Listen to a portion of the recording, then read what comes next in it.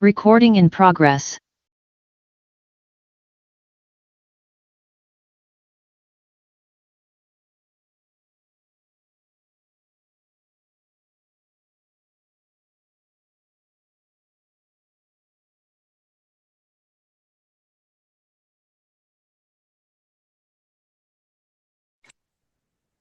Good morning, Secretariat. You'll tell me when we correct so that we can start the meeting. Good morning, Chair. We will do so.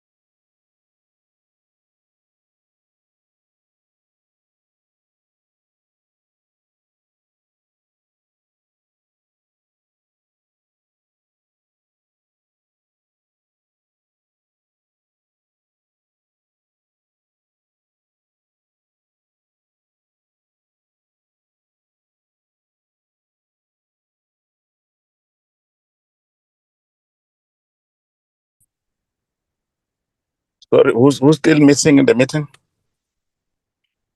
Chairperson, so far I see 3 members who've logged in.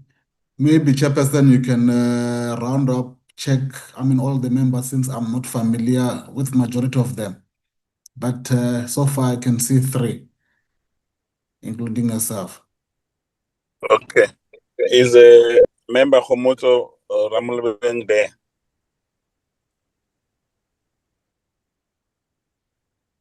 Well, good morning, Chair. Yes. It's Mem Farah from Prestige. Yes. Thank you. I don't have, I was in the group, so I lost my phone, so I don't really know who's in the committee now. If you can just assist me, run them off, please. Okay. Thank you, Chairperson. Members are as follows. Honorable Mkhalipi, Honorable Ramulobeng, Honorable Kanyisila Lynchfield, Honorable Clark, Honorable Van Zyl, Honorable Kobe, yourself, Chair, and Honorable Mvana, Honorable Makasi. I'm not sure whether I've missed any other member, Chairperson. You must be Nkangweni.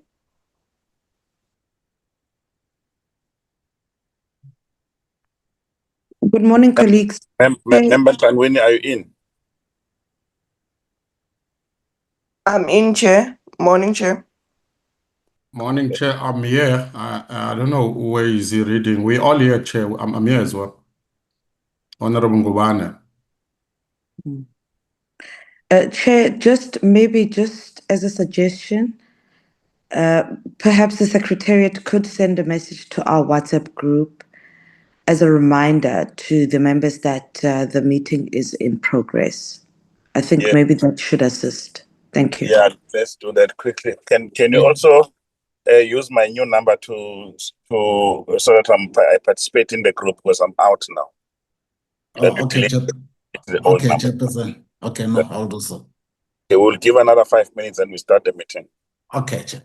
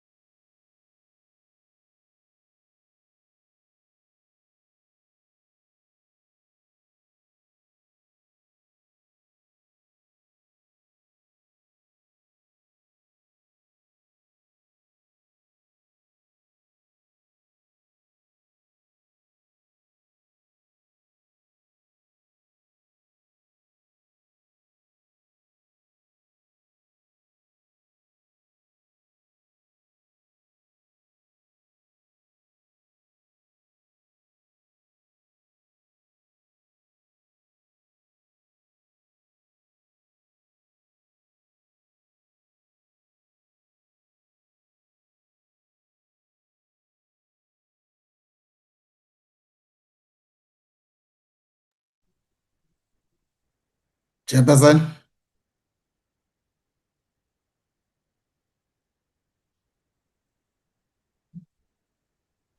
Yes, sir. Are we good now? We are six. There are 6 members now in the group. Maybe I can round them off. If I miss any other member, then Yeah, I can will you just be assisted. do a roll call of members and then so that we can proceed? If we're sick, Okay. then we can proceed. Thank you, Chairperson. Good morning, honorable members, colleagues, and officials from the department. My name is Lupeka Mtileni. I'm the acting committee secretary for this meeting today.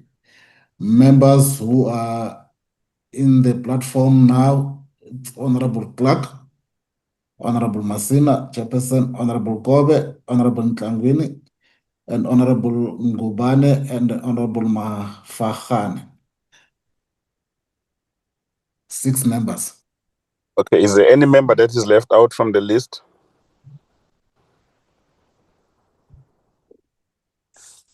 Yeah, clearly we've not been meeting for long. We even forgot each other now. So can we then table the agenda for adoption?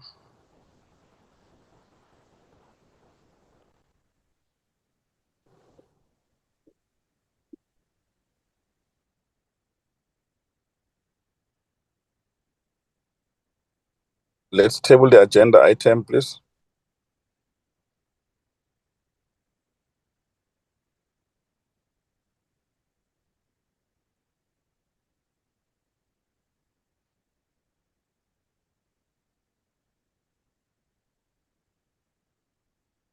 Members, the agenda is before you. There are 3 items there. Please take us through the items, Acting Secretary. Thank you, Chairperson. The agenda is as follows. We are here going to be receiving a presentation from the Department of Public Works on the following items. The items are as follows: locating the powers and the function of the Minister of Public Works and Infrastructure in respect of parliamentary villages, in brackets including the provision of GIAMA.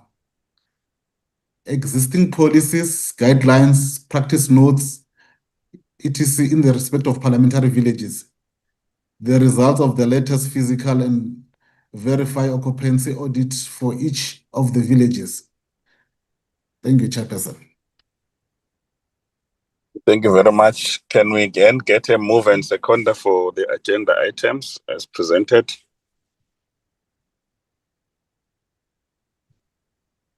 You'll assist me with a show of hands. I'm using my phone gadget. I'm going to a meeting. Can I get a move and seconder from the members?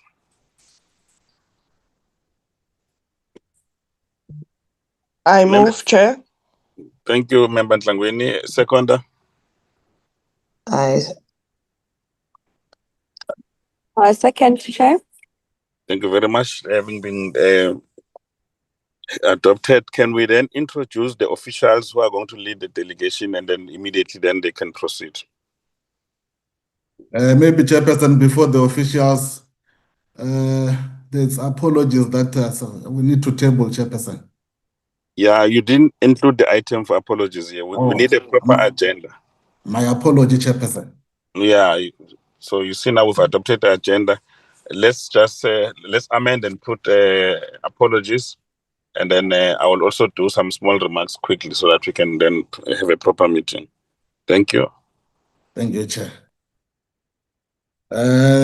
We've received the apology, Chairperson, from the Minister, who's having other commitments in the Northwest. Those commitments were there before this meeting. And also, Chairperson, there is an apology for Honorable Fanzale. Thank you, Chairperson. Thank you very much, colleagues. With those apologies, I'm sure we are fine. Can we just reflect? I wanted to reflect on the timelines that were given in terms of the time period in which we must conclude our work, and probably be taken into confidence whether or not we will be able to conclude within the specific time period, so that if not, like we have done with the ad hoc committee, and if I recall very well, in our last meeting, we had proposed that it's not feasible that we finish within the time that was allocated to us, and then we could take things from there. So it's one issue that towards the end of the meeting, we might need to reflect on.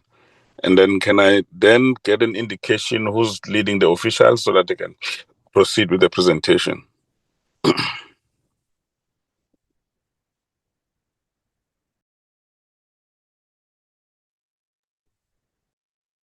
Morning, Good Chair. morning, Chairperson. Apology. Good morning, Before Chair. I can Apologies for that. Good morning, Chair. I had raised my hand before your remarks as part of the apologies. This is Lwazi Mahlangu from Public Works, Acting Director General, representing the DG. DG, also just to register an apology, he's not around. He's been assigned a task in KZN, so I'm standing in for the Director General. Thank you. No, thank you. We'll add that. Much appreciated. Yes, and then in terms of the delegations from the department, Honorable Chair and members, is going to be Mr. Livwanindo, who's the Acting Director General for Policy. There are policy elements in the presentation. Ms. Meme Hakara, who's Acting CD, Chief Director Prestige. Mr. Tumsan Kebela, who's the Acting Regional Manager, Cape Town Regional Office. Mr. Tembela Chochana, who's the Director Prestige, as well as Mr. Luvuyo Hasmeni, who's the Deputy Director Prestige. That's the delegation from the department. Thank you, Chair. Thank you very much.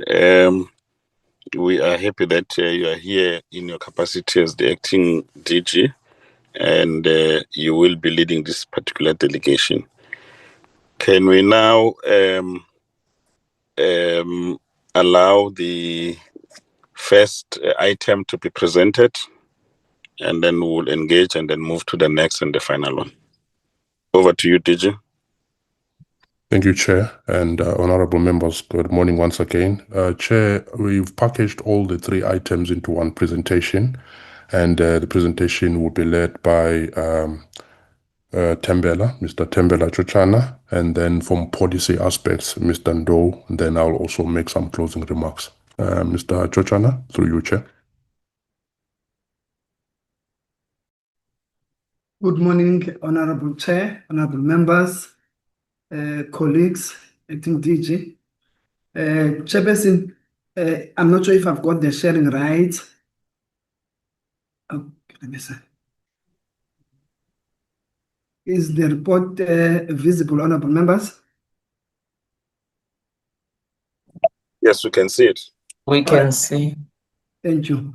Chairperson, just for recording, I would like to also record the attendance of Ms. Cheryl Theunissen, Deputy Director, Parliamentary Villages, as well as that of Mr. Luke Albert, Parliamentary Officer in the Office of the Minister. Thank you, Chair. On slide one, this is just giving a background of the presentation. If we can proceed to slide 2. Secretariat, can you go to slide 2? Did me? Okay, sorry. Okay, this it's a table of content outlining the purpose of the report, context and the background, powers of the minister with regards to the Parliamentary Villages Management Board Act, powers of the minister under GIAMA. Number 4 deals with additional feasible options. Number 5 talks to existing policies and guidelines. Number 6 talks to observe legislative and policy gaps. Number 7 talks to challenges. Number 8 talks to propose reform options. Number 9, it's Parliamentary Villages occupancy audit results. Number 10, Parliamentary Villages occupancy findings. And number 11 would be the conclusion. Coming to the purpose, the purpose is to brief the committee on the review and the amendment of the Act, and to look at I think it's just a repetition of what we've just gone through, the overview of the powers of the minister, summary of the existing policy governing parliamentary villages, the results of the latest fiscal verified occupancy audit. Given the context and the background, Chairperson, the issue of the amendment of the Act dates back to around 2002 due to accommodation concerns which were raised, and also due to the fact that to the lack of clarity of the Act, which resulted in many sorry, where am I? Sorry, where am I? Lord, sorry, where am I? What have I done? Sorry, Chairperson, I need to stop sharing. Sorry, Chair. I think I made an error here. I can't see my report. All right. Thank you, Chair. Sorry about that, Chairperson. Now, as I was saying, Chair, the first amendment dates back to 2002 due to accommodation concerns. These concerns, Chair, were raised by the various political parties due to the need then that they had requested the department to consider accommodating another category of clients, which were political support staff, now, which was not accommodated in the Parliamentary Villages Management Board Act, which is an act that governs the parliamentary villages. And it was also due to lack of clarity on the act, which resulted in many legal opinions being prepared from as early as 2001, which is an indicative of the need for a legislative amendment. Following the Chairperson, the request which was raised, the department then went on and sought legal opinion, namely from the Chief State Law Advisor's Office, and we received a number of those to the subject matter. And the current Act, Chair, has some gaps affecting governance and asset management. If I may just, for one, Chair, mention, there seems to be a lacuna in the Act, in that the Act does not define residence committees, nor does it provide for the establishment, composition, and appointment of members of such committees. In fact, one of the opinion was of the view that the functions of those now currently the residence committees, they do not have any functions to perform. So we're hoping then the legal opinion of then advised that it should look at issues of looking at the term of office as well as the removal of residence committee members.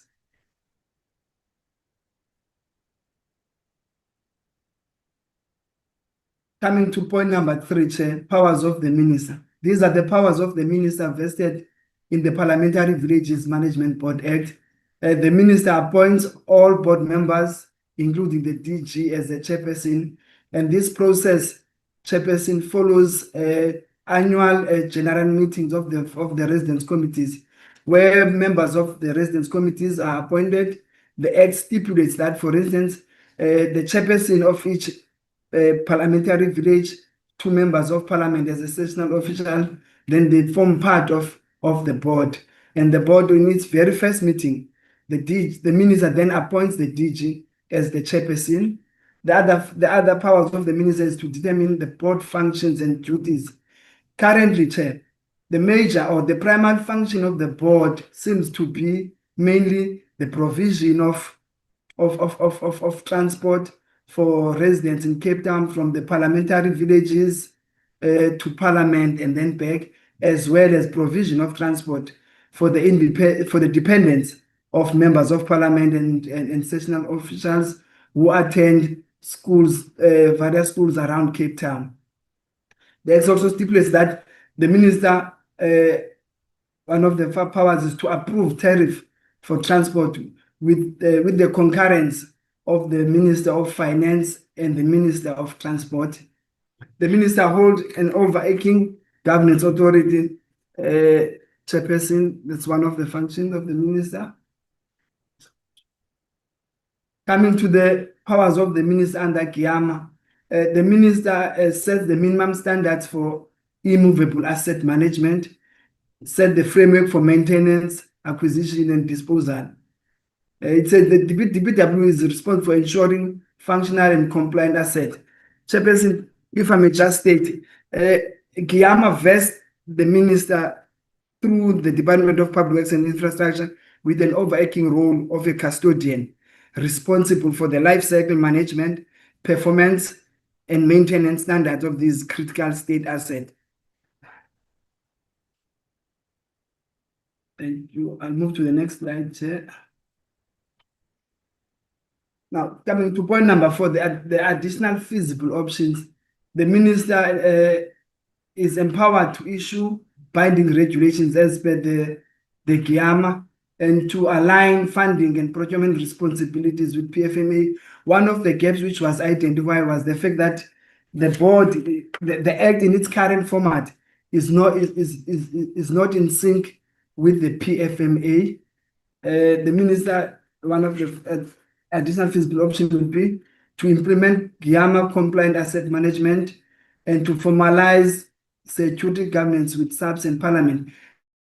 Currently, security in the parliamentary villages is performed by the South African Police Services. This mainly talks to the issue of access control. However, there are some challenges, such as when a crime has been committed, for instance, in the parliamentary villages, residents are then expected to go and report not to the police officials at the gate, but rather to the nearest police station. Now, there is a need to formalize this with regard to SAPS and Parliament in ensuring that tenants are served. I remember at some point, just for interested, SAPS had even toyed with the idea of having a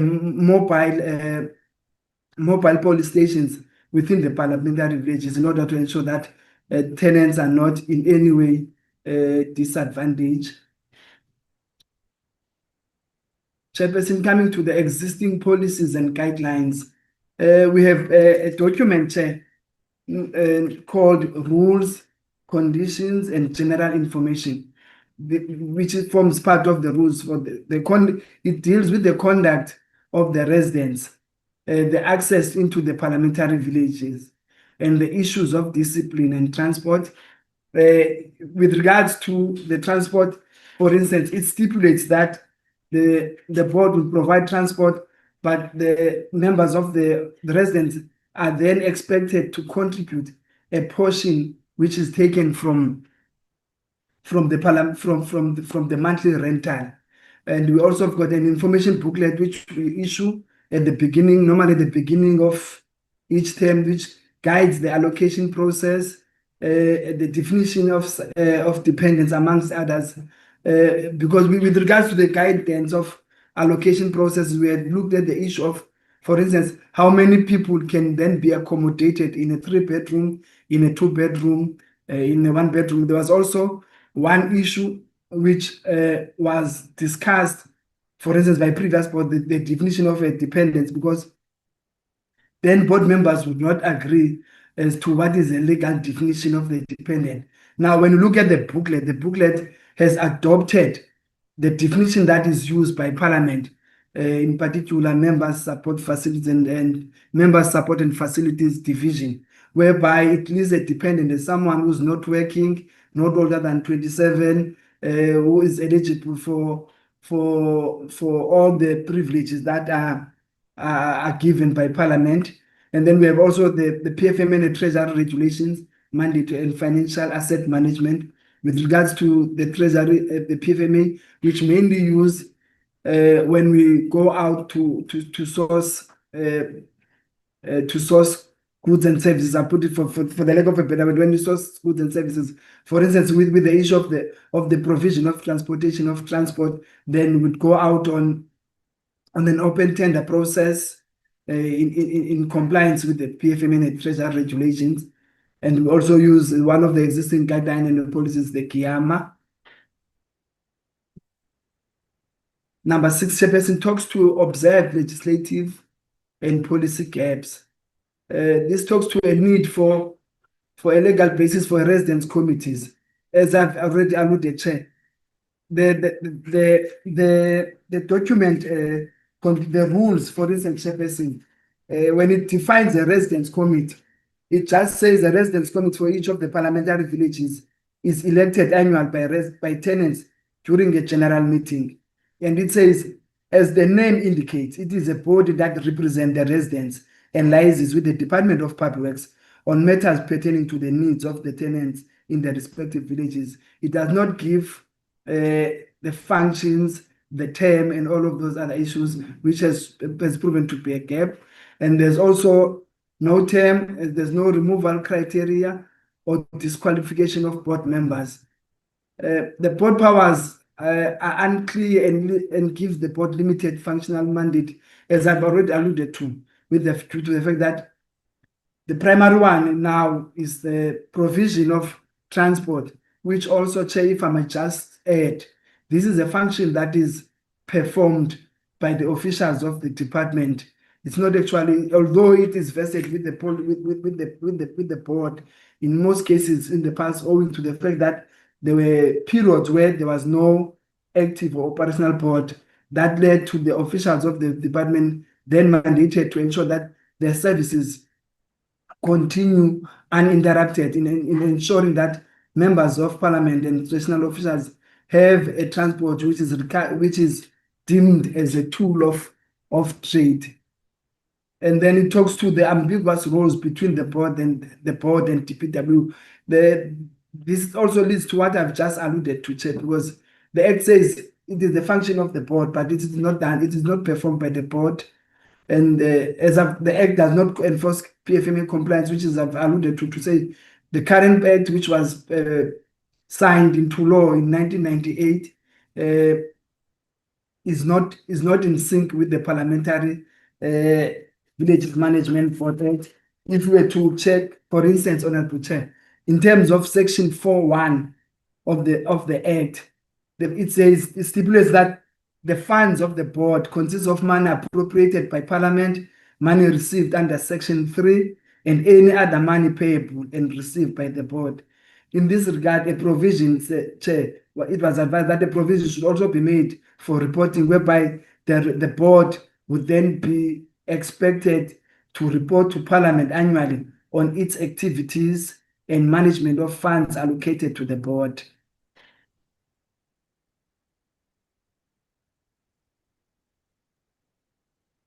And now, coming to slide number 11, bullet point number 7, governance challenges. As I've already alluded to, Chair, the Act in its current form is outdated and not in line with the PFMA and modern governance norms.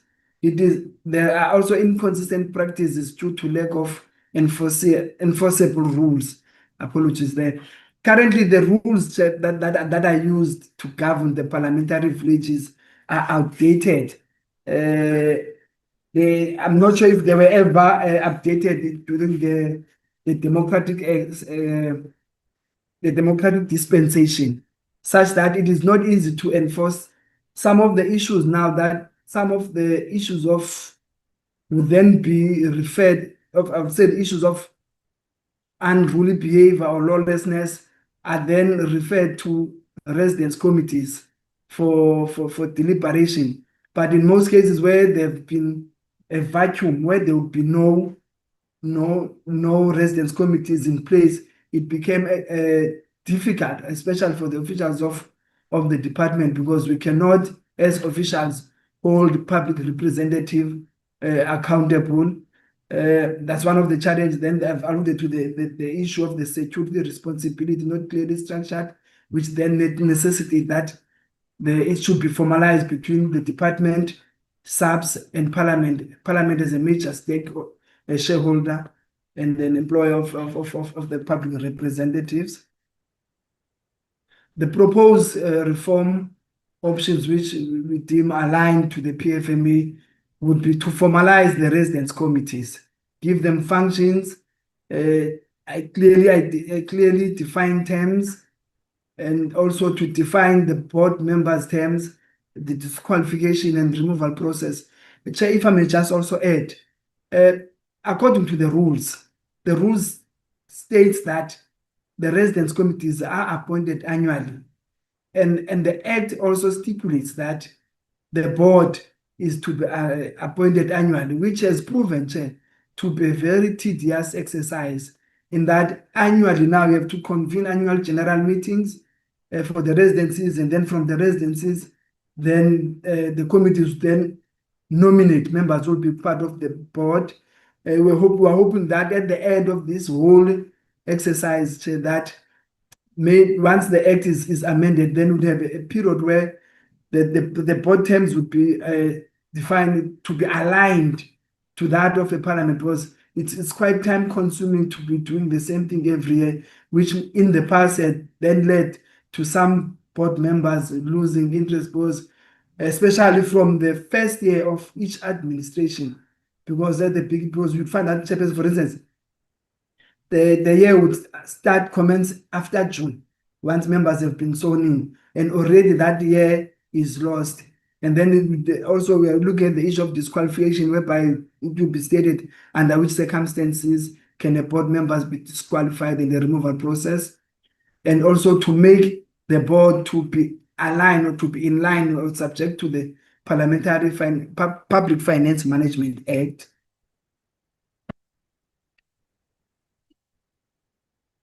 Chairperson, I'm coming to the very last item on the agenda that talks to the results of the previous occupancy audit.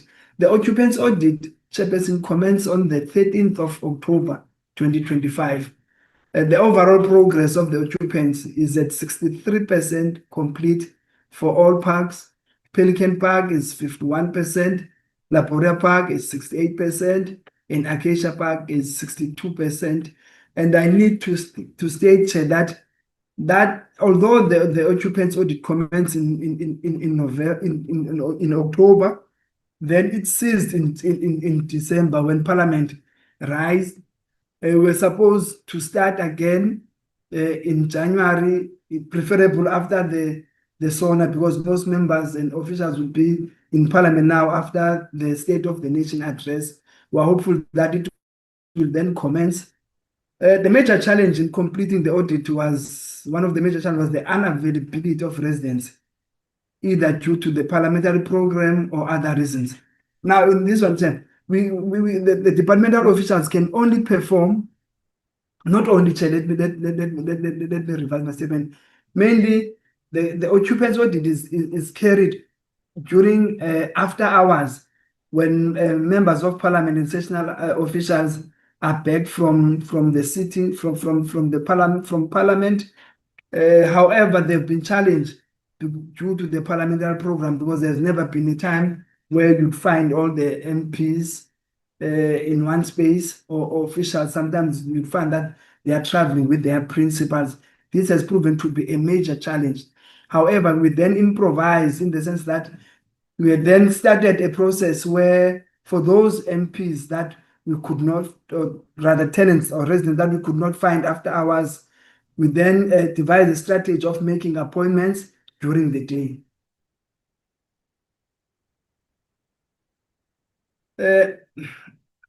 The below analysis is drawn from the 63% completion of the occupancy audit.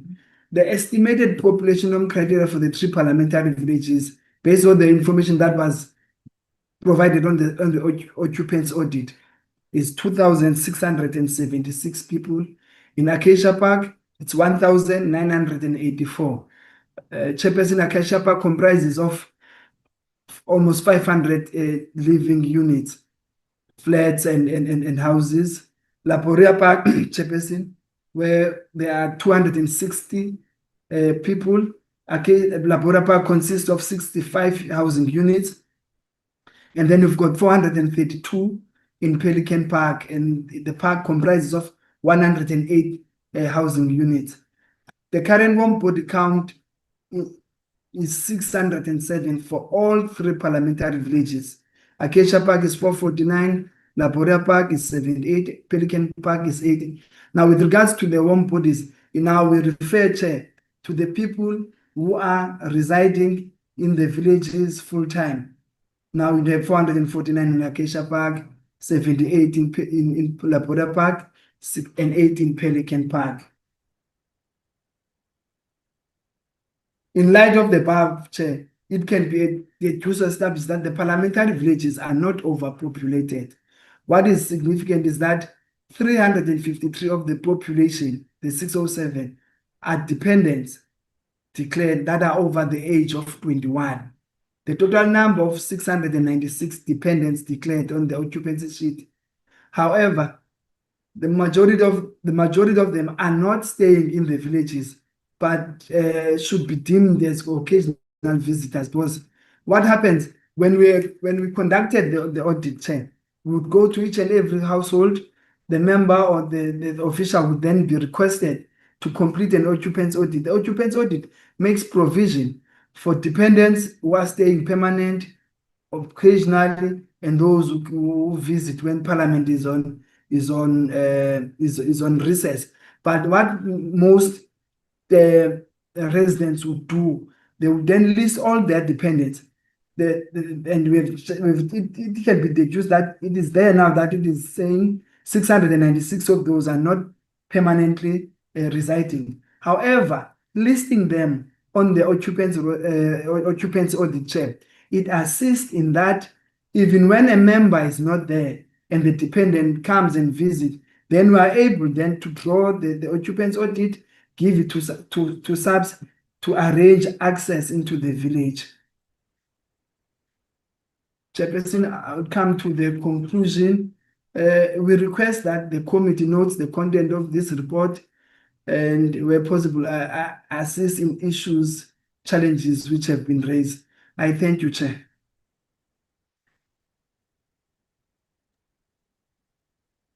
Thank you, Tembela. Through you, Chair. One last aspect from a policy point of view, if Mr. Ndo can come in.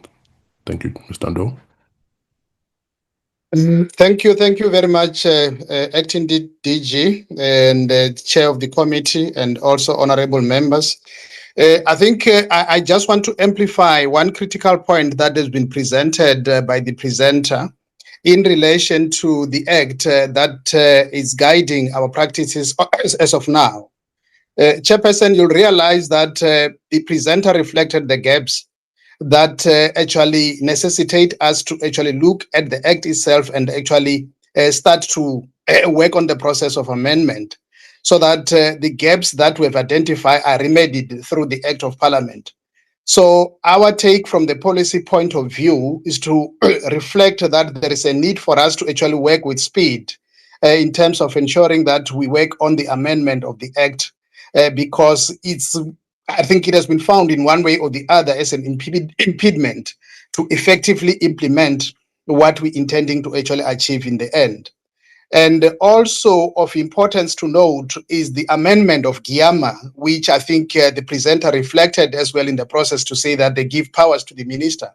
But I think some of the issues that have been raised, which ministers should by and large assist with, are not well encapsulated in the GIAMA itself as it stands. The department is currently amending GIAMA, and I think some of the issues that have been raised will then actually find expression in the amendment of GIAMA. But I think of importance in this committee is that we should move with speed in terms of actually amending the Act so that it could actually deal with the number of aspects and number of challenges that have been reflected in the process. So I thought from the policy point of view, we need to actually elevate that particular point so that the amendment can actually ensue, because I think this is it has been long, outstanding, and therefore every now and then when the new administration comes, we find these challenges, that have been reflected, presented before us. And I think if we work on the process of amendment and we work with speed, some of them might be dealt with within a short space of time. So I'm just pressing upon the point of amendment, and which I think by and large we should actually be supported to actually work with speed in terms of that, so that some of the issues are going to be dealt with by that particular process. But by and large, we align with the presentation that has been presented. Thank you very much, DG and the chairperson of the committee. Thank you very much. Thank you, Ndo. Thank you, Chair. They've come to the end of the presentation. I think also just a quick emphasis on the policy aspect as well. As we review the GIAMA, I think there's also recognition that in the past there's been absence of regulations, which is a secondary act to GIAMA. So part of the process of reviewing GIAMA, in line with also the Parliamentary Villages Act, is to also consider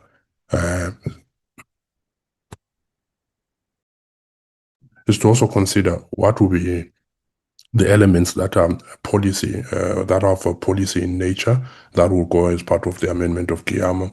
But there are also procedural matters that will then be emphasized in respect to the regulations that then support GIAMA. So those are some of the things that we're taking on board as part of this journey of the legislative program in the GIAMA amendment and all the other legislative aspects within the purview of public works that we are reviewing. Thank you, Chairperson and honorable members.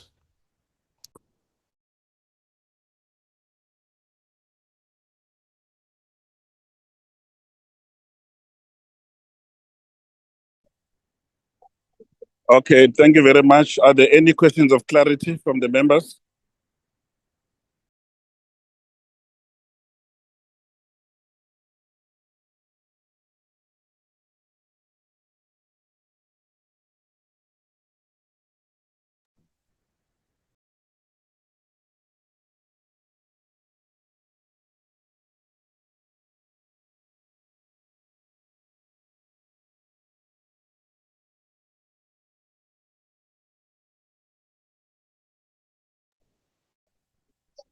Members, are there any questions of clarity on your side?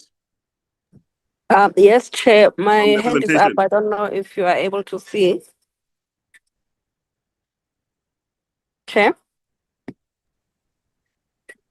Yes, please proceed. Okay, my question is one, thank you very much for the presentation. I just wanted to know, because I see the audit is not yet complete. What is hindering the audit from being completed, and when can we expect completion? Thank you. Thank you very much. Any other question? Morning, Chair. If I may proceed through you. Chair, I firstly want to welcome the presentation. But Chair, I worry, and I think maybe this is one of the objectives that as the ad hoc committee, we should prioritize. My one worry is, or question of clarity is, why do we have the powers and authorities still lying with the DG? And this is not as per the norm, where we see that boards have their authority and then report to the department. In this instance, we have the authority still completely lying with the department, and it seems as though the board is there just for functionality purposes and not necessarily with any authority to take decisions. So I think maybe as an ad hoc committee, we need to look at that.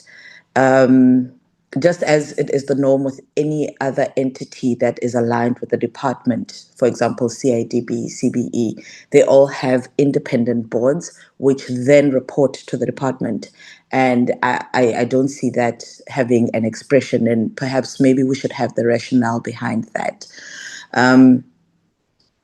Chair, I think also I want to agree with the Mr. Ndo in terms of the GIAMA policy, that we can't wait for the policy to make amendments, particularly because this is long overdue. We have not had, a GIAMA Act that is aligned with the residences. So we need to I think, move in terms of speed, and our legislative drafters would then assist us in ensuring that there aren't any potential clashes or conflicts that might arise should the act now come into be amended. And I say this because the GIAMA amendments are not even haven't reached Parliament as yet.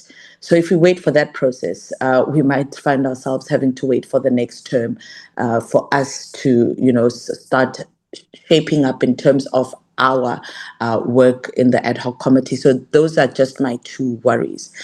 Thank you, Chair. Thank you, Chair. Thank you, Member Kobe. The next one. Thank you, Chair. I'm covered by the second speaker by and large. But my other question relates to the subs at the gate. What are we, is it in our power to resolve it? It was alluded that yes, while they are there, but when a crime happens, you have to then go out to report the crime. I know it doesn't lie within our powers, but what do we want to do about it? Because for me, it is a sort of a security lapse. And also just to thank the presenters on my side, but to also just affirm the resolution that we need to move with speed, especially regarding the residence committees. We do need to elevate and formalize those structures so that they are not as ad hoc as they are right now. Thank you, Chair. Thank you very much. Any further questions? Yeah, Chair, it's from my side, Chair. My concern, Chair, I don't know whether it's only me. It's the speed at which this committee needs to run these matters that it's been put on their table. I think the Secretary, on a day-to-day basis, they must put a timetable on which issues we must deal with and how far are we in terms of the progress. First, that's the first of my concern, Chair, this nail pace the committee is taking this matter. And the second one, Chair, is the issues of non-attendance of the minister or the DG. As we stand, Chair, I think the presentation didn't speak loudly about the dilapidating parliamentary villages and the maintenance, Chair, that is neglected, as well as the gaps on the whose responsibility, who must enforce responsibility on the issues being shifted to the local municipality in Cape Town, the DPWI, as well as other issues. It's only mentioned the gaps between SEPs and the DPWI. It should mention, Chair, the gaps as well on the municipalities, because, Chair, there's huge issues in Acacia that we should have taken advantage by this committee to address with the DG or the minister. The sewerage, the non-maintenance that is happening in the village. I think that's my concern, Chair, out of the all. Other than that, or it's clear why everything is not happening in the village. This act has been just left like that, and a gap has been existing. No one cares, so things have been going on for a long time. And if we can have a speed in addressing these issues, as well in the meantime, take advantage of this committee that there's a huge issues that are not attended to by the DPW, that they need to attend to them in speed. Thanks, Chair.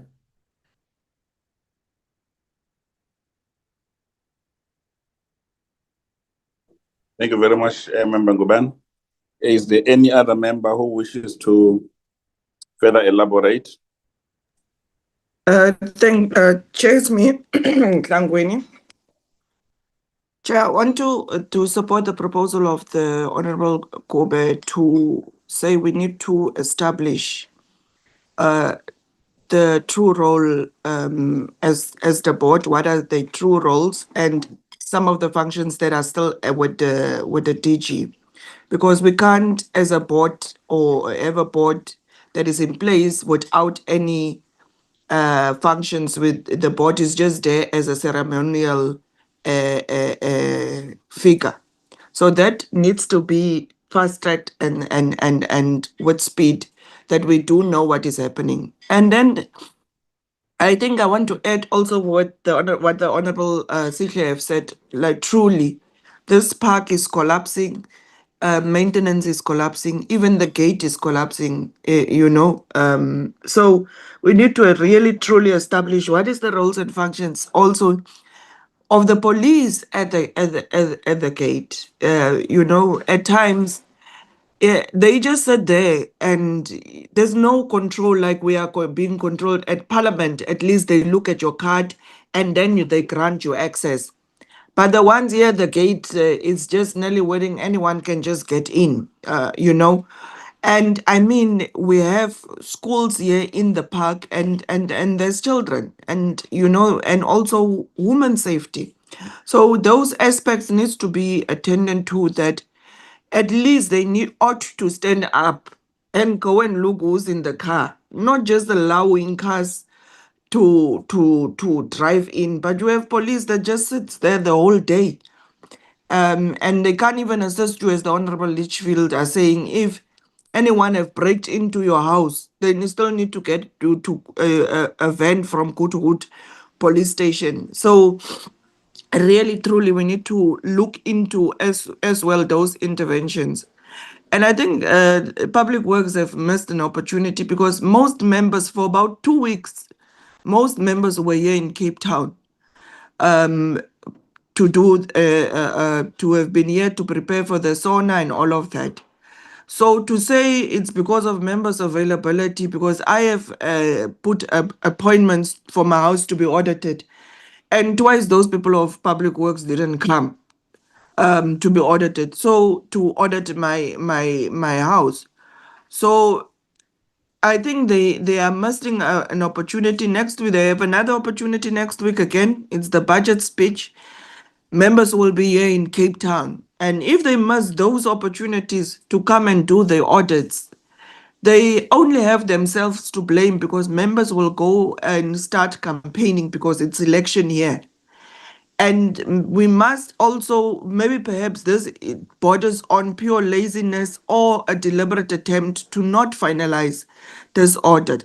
Because we need to establish who is staying in which houses, and houses are distributed proportionately correct.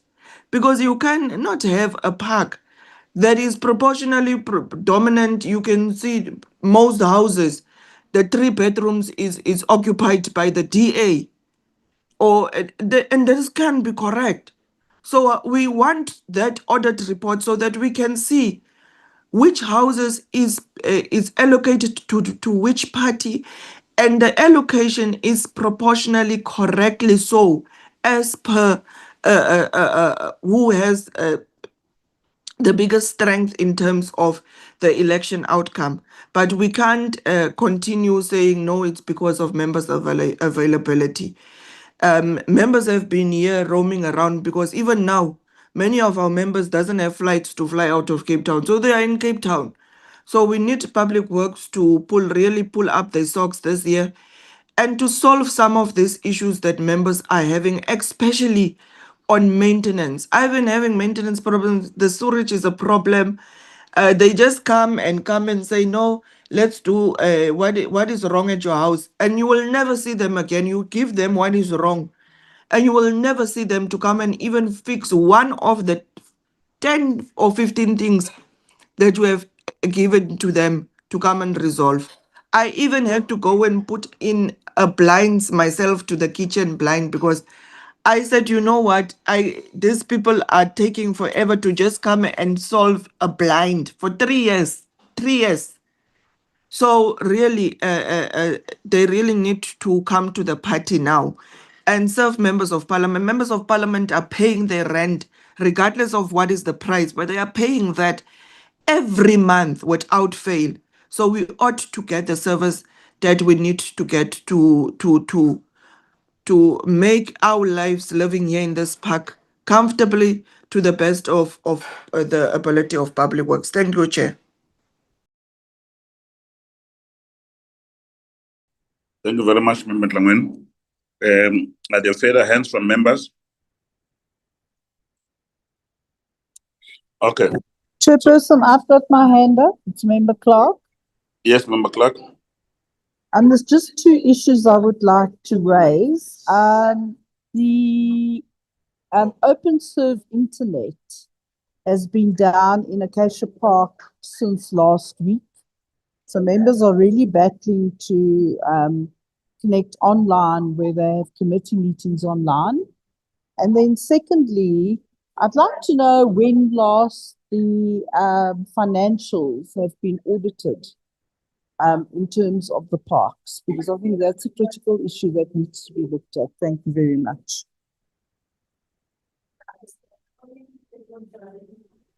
Thank you very much, Member Clark.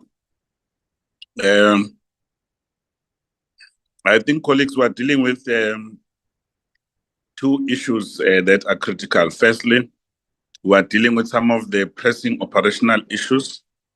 And secondly, we are dealing with some of the policy issues that have got a far-reaching implication, which requires some policy changes. In that regard, I think we're agreeing that there is a need for the amendment of the Act so that it's relevant to the current situation. Secondly, we are agreeing that there has to be some policy adjustment that must be made, including ensuring that there is clear responsibilities, because I don't agree, Member Lishu, that the members, the board from these respective villages must have no role to play. Otherwise, why elect them if they have no role to play? And I believe that those boards, those committees, rather, they have a very important role to play at the level of service delivery to deal with day-to-day issues at the park itself. Whereas the board that is at our level is then deal with policy issues, legislative issues, and other critical issues that have to do with the management of the board. And I think Member Gobe is correct on her observation that even how this board was set up, it was like a makeshift. So we will need from our researchers, the team that supports us, to come up with the proposals. And I think in our first meeting already, we've already stated some of the things that are critical. So we'll need to come up firmly with some of the proposals on the policy changes, but also on the amendments. And fourthly, the issue of the village and the transport cannot be used interchangeably as and when it's convenient. So we've got to make sure that there's a specific, this act speak firmly on the villages and what needs to happen there, but also how do we link that with the transport, which is the movement of the people to and from the park, because those issues are very critical for the well-being of members of parliament.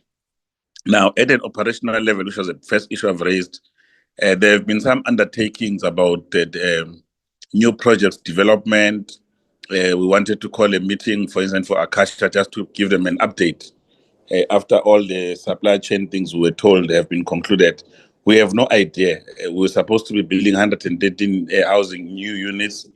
We were shown design when we met at the building of ministers. We were showed design and everything. We're all excited. Nobody has given us a feedback whether or not there's been some appointments and setting of the site so that people can start with their work. So we will need that kind of work to be reported amongst many other things. So and from here, I think what is critical, there has to be a way forward that is going to help us to ensure that we stick to timelines. We've not met for the longest of time as this ad hoc committee.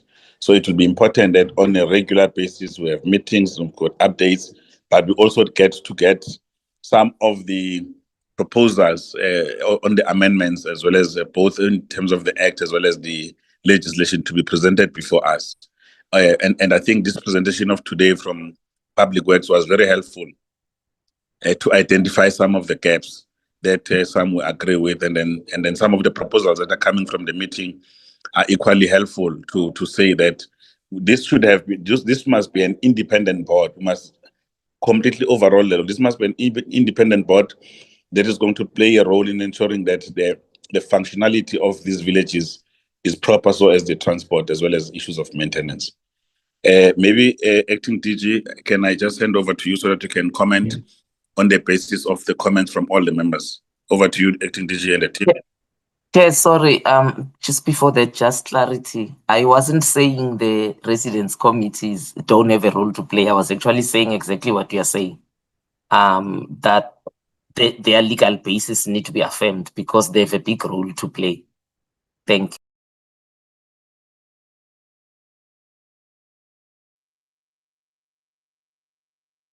you. Oh, okay. Thank you, Chair. And okay. Chair, members, I'm going to link the question by Honorable, I hope I pronounce it, is it Mafahane? Honorable, on the audit, when is it completed? I'm going to link it with the one from Honorable Tlangwini, sorry, on the issues of the distribution and allocation and also the availability of members, because that will also affect the completion if we go if Tembela can respond to that, considering the comments that have been made, but also to move with speed on how we complete that. And then on policy matters, Ndo come in, and I think some of the areas that were raised by the members, Chair, you've addressed them. We take note of them, and also the matters of Minister and the DG's attendance. I'll take the matter up with the principals to ensure that there's continuity and support to this process. Ndo, you may start.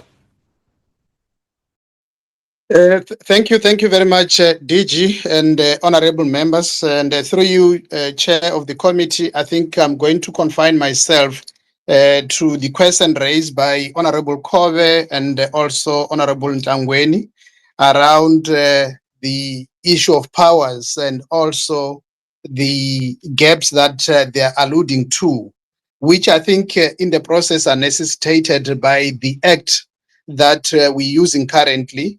Hence, we are putting forward the issue of amendment to say that it's a very critical issue that we have to look into so that we can actually redefine some of the issues that are not well captured in the Act as it stands. And on the basis of what they've said, I was tempted to actually say perhaps through the researchers from your side and also the researchers from the department and policy practitioners, we need to actually try to test as to whether we can't actually have a transitional arrangement, which is going to actually be tested through the Office of the Chief State Law Advisor in terms of actually addressing the issues that are actually raising, because the issue of amendment might actually take a bit of time on the basis of the steps and the mandatory issues that are supposed to be actually dealt with from our side.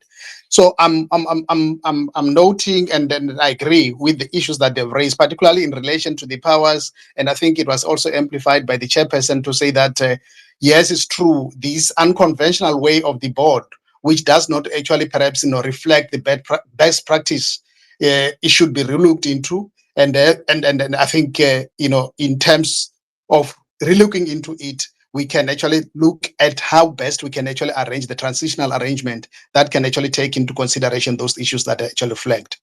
I think the issue that have been raised, which deals specifically with the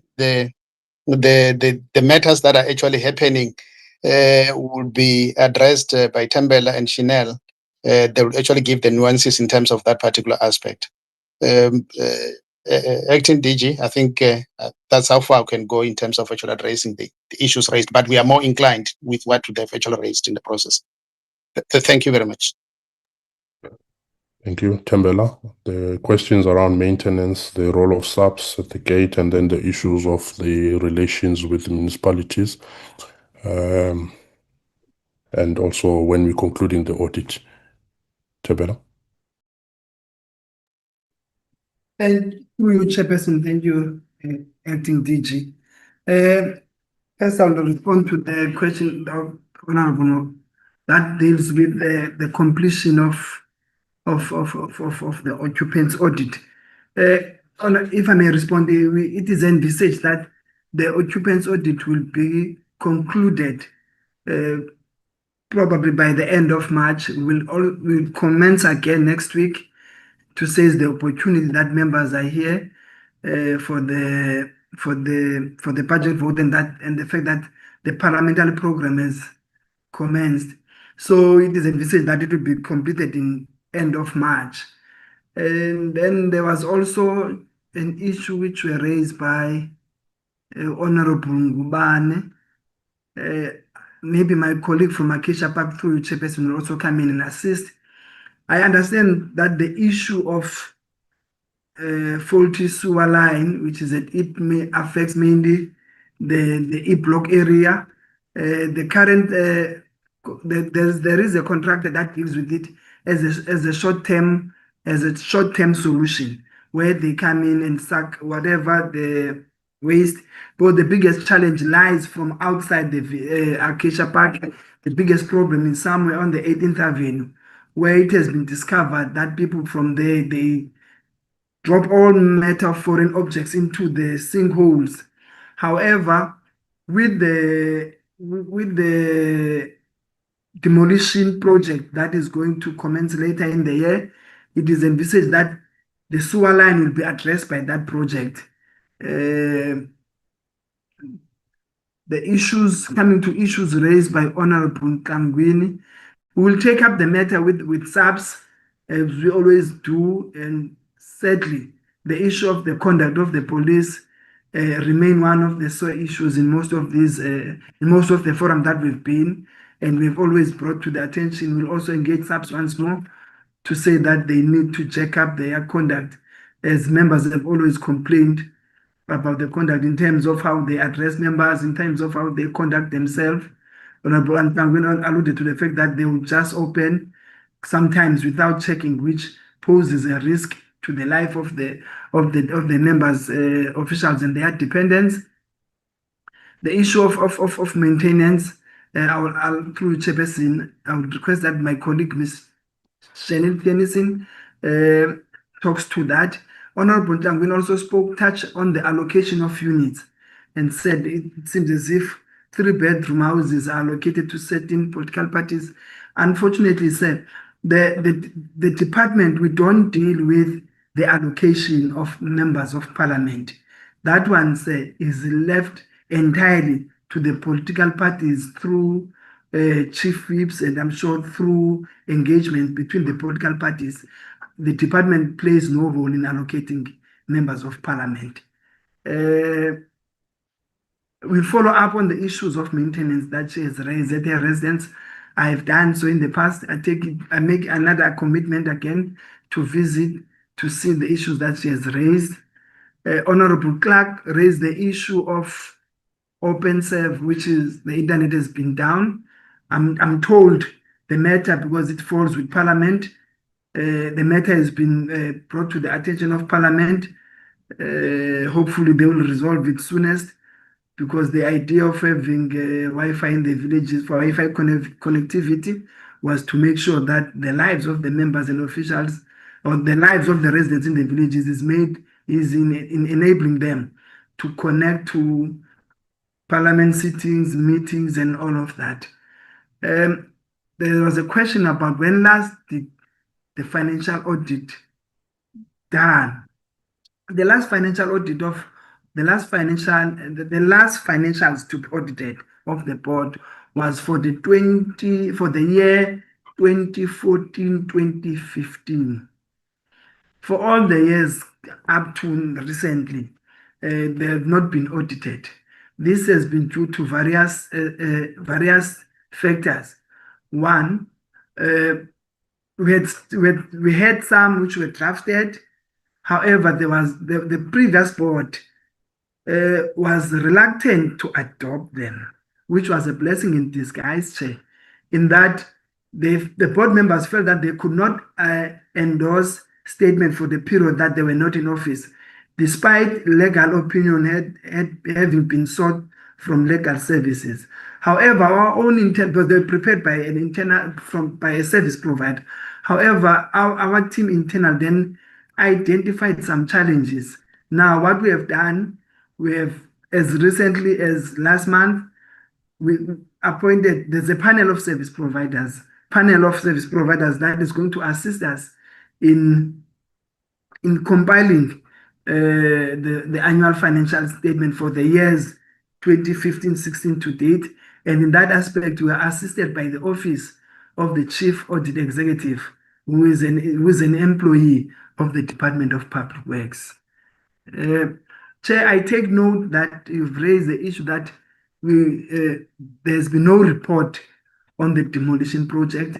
We endeavor to ensure that it will be included, and we'll have somebody from CPM to come and talks to that. I'm not sure. I think the issue by Honorable Kobe was raised by Mr. Ndu as to why does the DG has the authority that of chairing the committee. Just in passing, sir, that one has also has been one of the sore issues, because as far back as 2015, that the board from then members were questioning that. And in fact, we shared the same sentiment in the fact that the DG, by virtue of being the accounting office of the department, is somehow, for the lack of a better word, I would say conflicted in that the department allocates funds to the board, which is for the transport. Now, DG does that by virtue of his position as the accounting officer, and then he sits on the same board, he chairs the same board, which can blur the lines. Ideally, with the amendment of the Act, we're hoping that it will be rectified in such that we'll have probably a public representative now chairing the committee instead of the DG. I will stop there and request through you, Chair, that my colleague, Ms. Theonissen, comes in where I have left some questions unanswered. I thank you, Chair. Thank you very much. The next speaker. Good morning, Chairperson. Good morning, honourable members, acting DG and colleagues. I think Tembela has covered the most of the responses. Just in terms of the maintenance, we, as members may be aware, we do have TEFLA on site. That is our facilities management contractor that attends to any maintenance matters. With regards to Member Tlangwini's matters that she raised, I've actually been in contact with her now. In fact, the plumber is on the way, Honourable Tlangwini, through your Chairperson. I'm just not sure why those matters were not attended to, but we're obviously envisaging to have that taken care of. But just also, as members are aware, normally calls should be logged through the parks officials, and obviously they will then in turn get TEFLA out to come and attend to matters. And where there are challenges for whatever reason, members do normally contact, escalate the matter, and it would eventually come to me and I would try and assist. But that should not be the case, because TEFLA should be responding. But I will also take the matter up with the project section in terms of, the performance on the maintenance matter as well. And then the SAPS issue was mentioned. Then just the blinds also, Honourable Mhlangweni also spoke about. Chairperson, the department is having a bit of a challenge at the moment, and it's not just the blinds, it's throughout the park. The curtains issue is also a matter that the department has been battling with for the longest time. But there is some internal issues where obviously we've tried to go out on tender. We had some challenges with the contractors that was appointed, and we could never put the work in hand. So I will also just follow up with our interior section to see how far they are with that process, and then obviously have that dealt with as speedily as possible. But also just bearing in mind that our procurement processes are not the easiest to deal with, but we're obviously trying our best to deliver the service to our members, which is long outstanding. Thank you, Chair.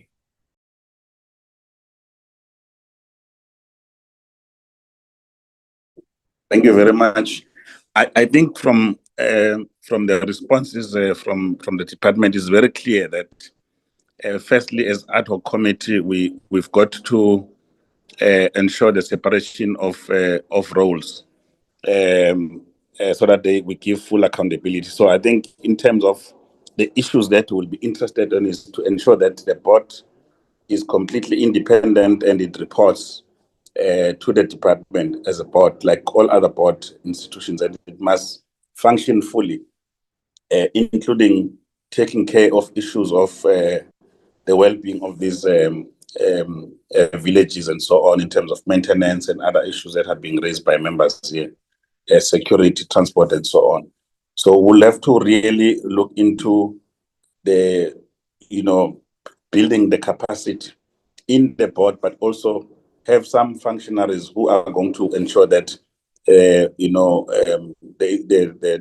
entity that is created through the act is fully functional. And I think the observation that has been made on the role of the DG and so on, these are the ongoing conversation that we must have, so that everybody is comfortable with the direction that we take. Because clearly it's very difficult to hold the DG, who's the chair, to be in all our meetings, and we are delaying. We don't meet as regular as much as we want to do, but we'll deal with those issues at the level of the board. At the level of the ad hoc committee, I think that all what we are saying to our secretariat is that we need now to, in the next following meetings, present some of the proposals, put them forward, and then consult whatever stakeholders that needs to be consulted, so that we begin to go towards drafting of this legislation that we are talking about, including relooking into issues of policy. I think that's one firm proposal that is coming out of this meeting. Are there any other issues we're leaving out, colleagues? Yes, Chair, if I may, issue of subs, we have tackled their behavior, but not their powers. I raised it and Tlangwini supported, and I think even the presentation did allude to it.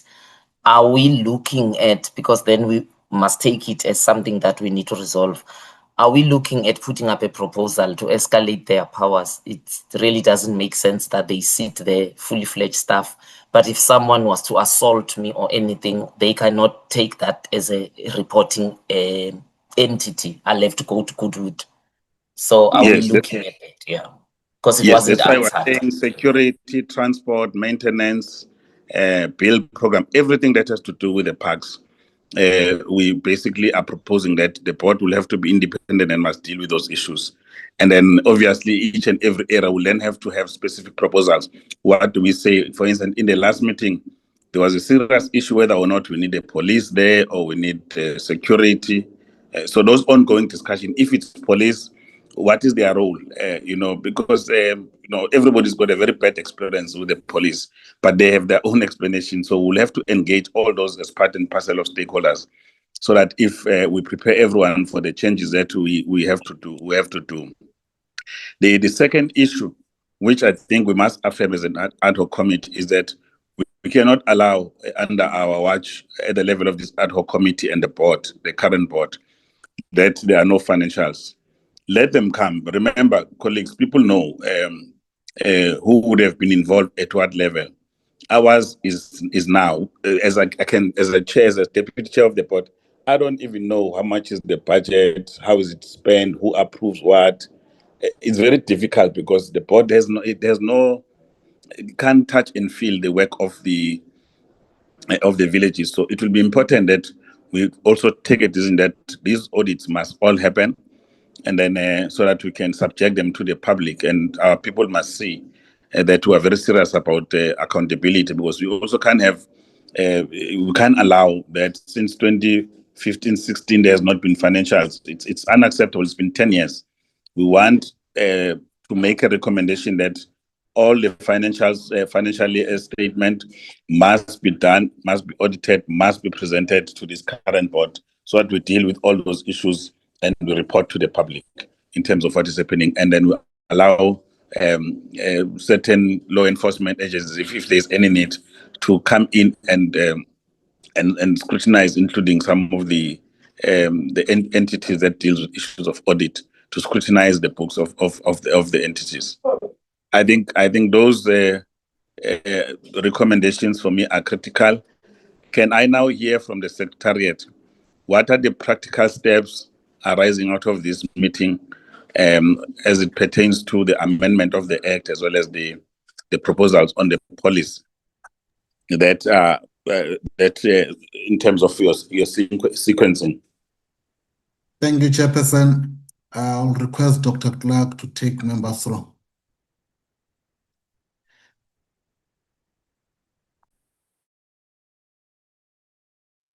Good morning, Honorable Chair and members and colleagues and everyone on the platform.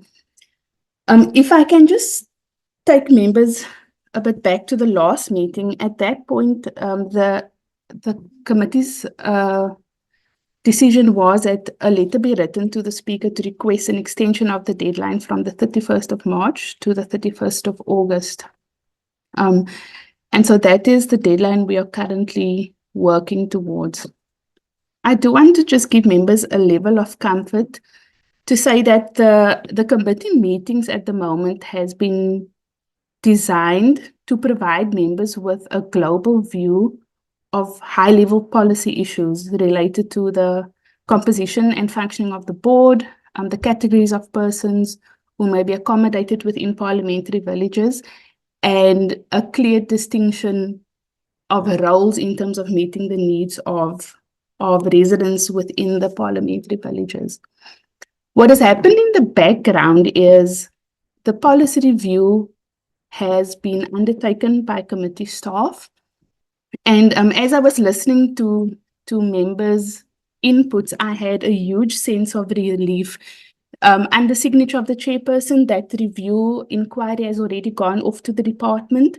And if I can just list to members some of the issues that have been raised in that review. We look at the occupancy audit per categories of person. We look at safety of security, including the roles of SAP, occupational health and safety in the villages. We look at the scope and progress of capital and maintenance projects that has been undertaken in villages. We look at the lack of annual financial statements, the role of the AG and what interventions are going forward. We also look at the role and functions of residence committees and the boards. We even drill down to the level of the provision of basic services, including the finishing of residential units within the parliamentary villages. So that work, members, you can have comfort in knowing that work is going on in the background. The next step forward for the committee, if we look at the committee program, the next step will be to get a briefing by the department exactly on the financial allocations to the board so that we can see what financial resources has been assigned to the villages to meet the needs of the residents and to implement the Act. There will then be a meeting dedicated to the composition and functioning of the board in terms of the responsibilities that has been set out in the Act and the extent to which those have actually been implemented. Then there's an oversight visit to parliamentary villages so that members who are not resident in the villages, but it's good to get the broader view of what villages look like so that members have a picture in their mind when we are actually discussing the proposals going forward. We will then have a presentation on the findings of stakeholder needs analysis. So residents, the other categories of persons that the committee would recommend to be accommodated within the board. The next step, members, if I may, one of the most direct ways in which we would be able to reduce the timelines is to either confirm or take a different decision in respect of the need to undertake comparative analysis. We had previously said comparative analysis provides the committee with the opportunity to see what the sector policy and practice is in regards to the categories of persons who are provided with living accommodation. So in November, we said what that means would be undertaking a review with legislatures within South Africa, but also looking at maybe 2 or 3 international comparisons, possibly Australia, Canada, and Namibia, to see what those legislatures are doing. So the most direct way to truncate the program is to say, if we are not going to be doing that, then the very next meeting will then be the workshop on the policy recommendations that will feed into the recommendations for amendments to the Act, which currently is scheduled for 6 April 2026, Chair. Thank you very much.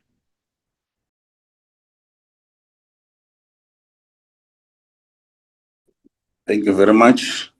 Is there anything, members, that you want to comment on so that we can close the meeting? I think we've been able to cover all the issues. and the Secretariat has provided us with the way forward in terms of what to expect next meeting. Is there any issue that you want to raise, and then so that we can conclude? Chair, if I may, through you. Yes, please. Chair, thank you to our previous speaker for that thorough steps forward. Chair, I'd like to just register one thing, Chair, and this must be thoroughly understood by the department. The work that we are doing as the ad hoc committee is only for a limited time, Chair.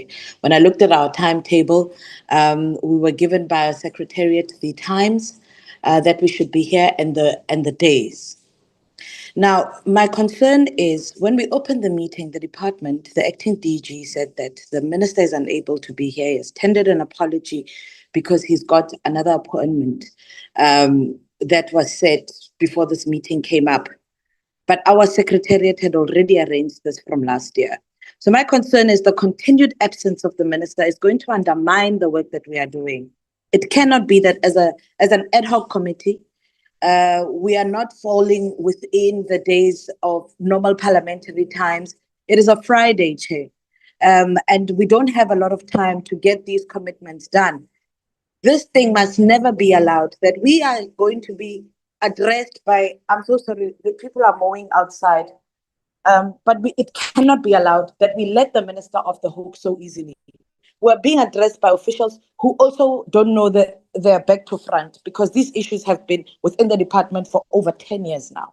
So we need some sort of authority that we are holding accountable, that we are overseeing, Chair, to come and sit in these meetings so that when they give us commitments, they are clear commitments and we can hold them to it. This is no disrespect to the acting DG, but everything that was said by officials is only to the level that they can commit to. We need an executive authority to be in these meetings. We're only here for a short time, and the work that we are doing will be undermined, and I'm afraid that our objectives as an ad hoc committee, we can't reach them with the absence of the minister and the DG. It cannot be allowed and it cannot be correct, Chair. Please contact the department in your capacity as the Chair to register our dissatisfaction. Thanks, Chair. Thank you very much. I think these sentiments really expressing the views of the ad hoc committee, because this is not, by the way, this is a very important work that we must do. And, you know, we have been set up properly as a committee of parliament. And this has to be prioritized. So we'll make sure, colleagues, that we write to the minister to indicate to him, because we need some decisions, because I'm not even sure whether or not the speaker or in parliament, they'll be able to give us so much time for us to do work. You know, we've just approved the ad hoc committee on the Mkwanazi with like 30 days. Now we want like another 6 months. And the reality is that we've not been meeting because we've not been getting proper support. And, you know, those that needs to work with us, they have not been coming to the table. I think your sentiment are correct, and we'll try to express that, and hope that the acting DG will also hear what the ad hoc committee is saying with regard to the issue. So, are there any other issues? Members?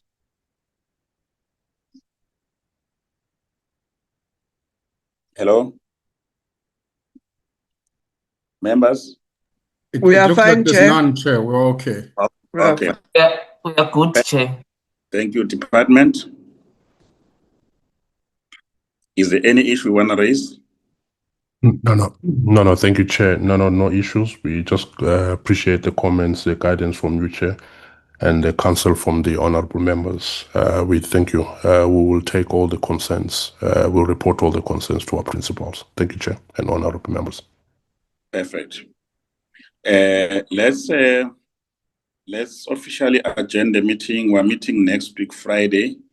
And then if you can send the documentation and the agenda a few days earlier so that our members are certain and they can prepare coming to the meeting, we'll appreciate that. And then also the stakeholders that we're inviting, if we need to write them letters, let's do so on time. We're happy that there's a new secretary that is going to focus solely on the work of this ad hoc committee. Colleagues, thank you very much. The meeting is adjourned. Thank you, Chair. Thank you, Chair. Bye. You.